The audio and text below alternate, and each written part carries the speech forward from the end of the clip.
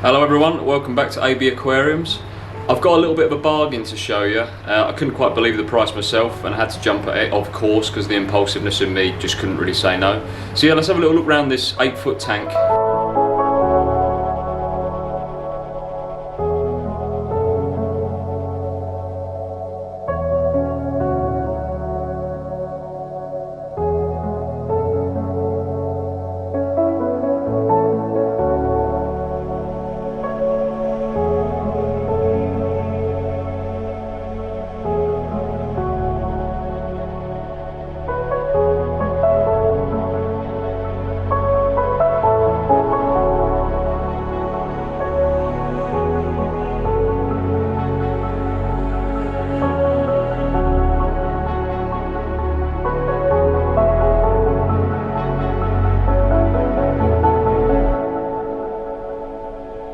So as you can see, it's a little bit murky, so I apologise in advance because I put the sand in.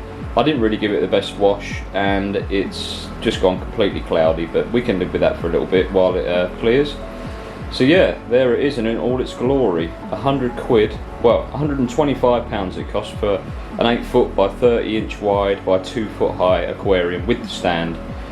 Which has been strengthened, and I think it's been shortened as well, hence why the doors look like they're not quite as long at the bottom as they are at the top.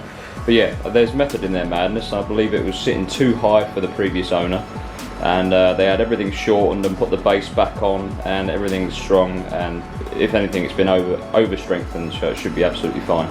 Well, it will be fine. It's absolutely solid. But yeah, there it is. 8 feet long, 30 inches wide, 2-foot high, 300 US gallons or 1133 litres. So there's a lot of water sat in there for the amount of money we pay for it. 125 quid, you know, you can't really beat that, can you? I think the guy just wanted rid of it. He just wanted it out of his house. He was fed up with how much space it was using up. I think his circumstances changed and he just wanted to get rid of it for a good price, and obviously I jumped at it. Well, I was umming and ahhing about it at first and thought, you know, I'm going to have to get rid of one of my sofas, which I did.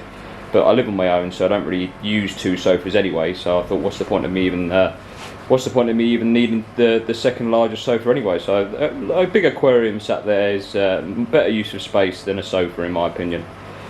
So yeah, I mean, let's have a little quick look at the scope I've done.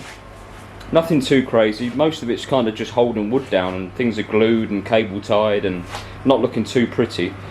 You can barely see it obviously, but there's some big old boulders in there. I picked up some boulders for £20 yesterday, about 15 large rounded stones. I thought it was quite a good deal really. It's kind of hard to find the large round stones, you know, the ones you'd actually like to have in your tank. But this lady was getting rid of a load of rubble, and these were amongst the rubble, and I made her that offer and she said yeah, no problem at all. The large pieces of driftwood, again, paid £20 for all that as well, and I've got a massive pile of driftwood outside, but I wanted the larger pieces in this tank just for that added impact. But like I say, a lot of them aren't really in the neatest position yet. They're not in their forever home. They're just really in there to get logged, you know, waterlogged, and hopefully stay sunken. Like that large, I believe it was pine originally, that large piece, because there was one little piece of bark still attached to it when I picked it up, and it looked like pine bark.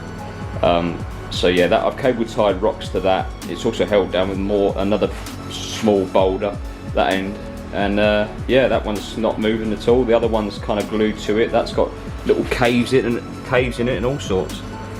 That'd be quite cool for plecos. I think they'll love that piece of wood there. There's loads of little caves and little nooks and crannies in there, so anything small that wants to get away from the big fish that will be in there, they'll love that.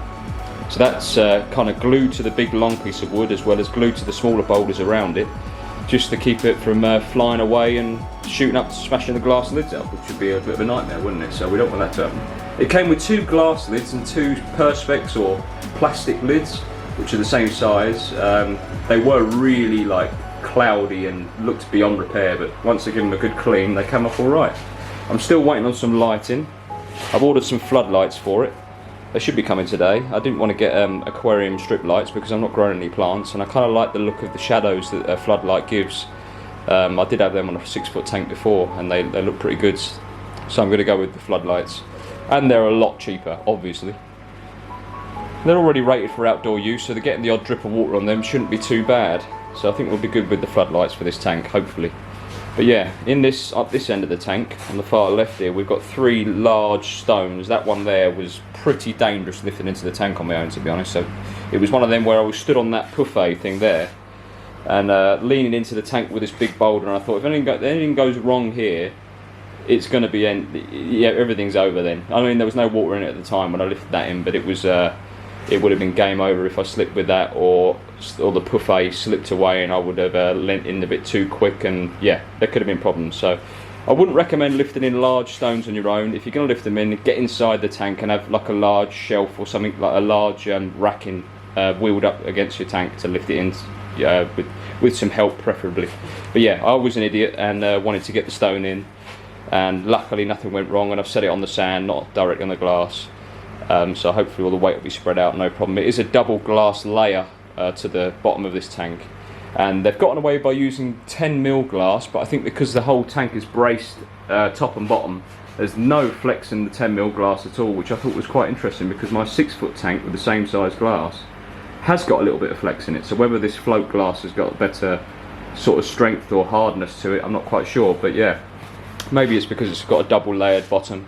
That's why it's so strong. There's 2 10mm layers of glass in the base of this thing, so it was just for the added weight. I mean, it weighs 220 kilos dry, so we managed four or five of us getting it out of the house we picked it up from, and 4 of us managed to get it in through that window with the stand first, obviously through that window, which was absolutely made to measure because it opens right up.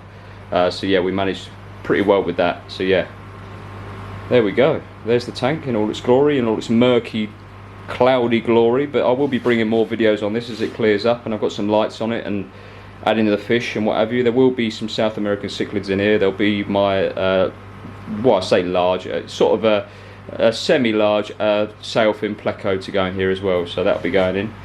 And yeah, there's going to be all sorts in here. I was going to maybe do a mini marble Motoro stingray at some point. Obviously there's far too much rock and wood in here for a stingray to go in at the moment, but that means, to be fair, I can always change that up. I can take rocks out, I can take wood out once it's all submerged and it's staying sinking. I can just give it a tap to knock the glue off and take bits out as and when. But yeah, maybe in a future stocking I'll do a stingray, maybe an arowana, but I don't really fancy a fish that's going to keep trying to jump all the time, and obviously you hear about them jumping all the time, and obviously the cost of those fish, especially if you're looking at the chili red Asian arowana that are about £2,000.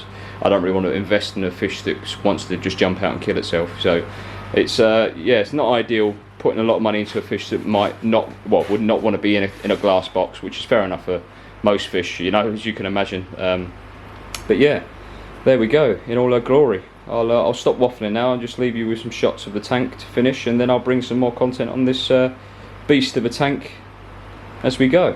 Well, there you go. There's the 8-foot tank that I picked up for £125, and to me it's probably the best bargain that I've ever experienced in my life, which is fair enough. I was going to say this is a quick video, but I've ended up waffling again, so there we go. That's just standard, isn't it? So I'll be bringing more videos on this tank and what fish I choose to put in there, and hopefully it'll be all cleared up by then and ready to go. I'll put cycled filtration on it as well, so we'll be good. So yeah, I'll see you on the next one. Take care.